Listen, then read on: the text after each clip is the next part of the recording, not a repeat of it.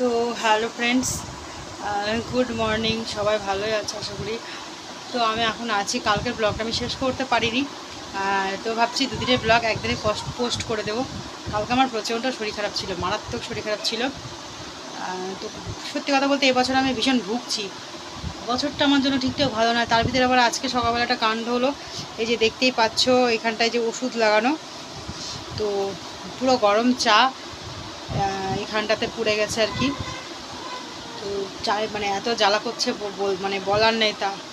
তার ভিতরে আবার হচ্ছে তোমার মানে বুকের কাছে যে গলব্লাডারের মানে স্টোন অপারেশন বা যে স্টিচগুলো দিয়েছিল না, ওই স্টিচগুলোতে পড়েছে পুরো গরম চা।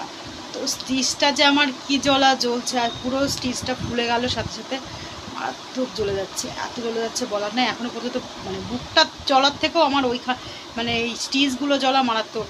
তো পুরো পেট সবই পুড়ে গেছে, সবই জ্বালা করছে।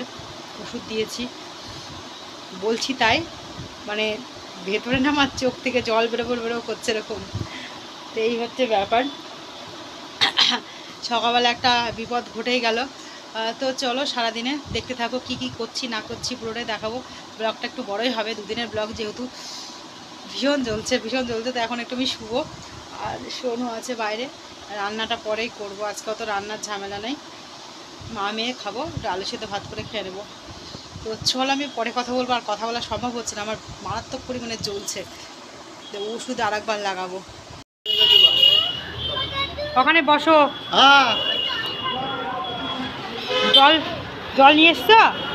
ও নিয়ে এসেছো জল না? হ্যাঁ হ্যাঁ। তারপরে তো তোমাদেরকে তো বললাম যে আমি এখন একটু রেস্ট করব। তো রেস্ট করছিলাম, তারপরে অনু গেল পড়তে। তো তারপরে বাবা গেল। তো আজকে হচ্ছে আমাদের টুকটুকের পুজো দেওয়ার দিন। সকালবেলাতে বাবার সমস্ত কিছু নিয়ে গেছিলো, জোগাড় করে দিয়েছিলাম আমি। তো বাবা বললো চলো তুমি। তো আসলে আমার ড্রেস রাখাটা একটু কষ্টকর হয়ে যাচ্ছিলো, মানে জ্বালা করছিল, তো মানে ঠিক ছিল বলে। তো সে যাই হোক, সোনু বললো মা চলো যাই। তো সোনুকে নিয়ে অনুকে নিয়ে দুজনকে নিয়ে চলে এসেছি গাড়ির পুজো দিতে। বাড়িতে একটা নতুন জিনিস কিনলে কিন্তু খুব ভালো লাগে, তাই না বলে? ভীষণ আনন্দ লাগে। সেটা যদি একটা সাইকেলও হয় তাও আনন্দ লাগে, আর এটা তো একটা মানে নতুন টুকটুক। তো সত্যি খুব ভালো লাগছে যে বাড়িতে ফাইনালি আমাদের টুকটুকটা কেনা হয়ে গেল।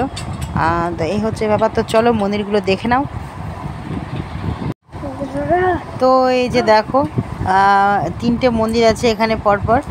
তো একটা হচ্ছে যে প্রথমটা যেটা দেখালাম সেটা তো হচ্ছে শনি ঠাকুরের মন্দির, পুরোটাই নীল।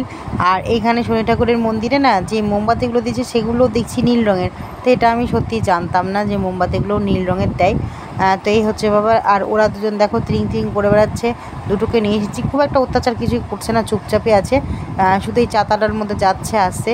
আর বাইরে কি রোদ, আর এত পরিমাণে গাড়ির আওয়াজ, মানে কান পাতা দেয়। তো সেজন্য আমি বাধ্য হলাম ভয়েস দিতে, নাহলে কিন্তু আমি ভয়েসটা দিতাম না। এত পরিমাণে আওয়াজ হচ্ছে, কারণ সামনেই ধরো মেডিকেল কলেজ, তো বহরমপুর মেডিকেল কলেজ। তো স্বাভাবিকভাবে এখানে তো একটু হইচই হবেই।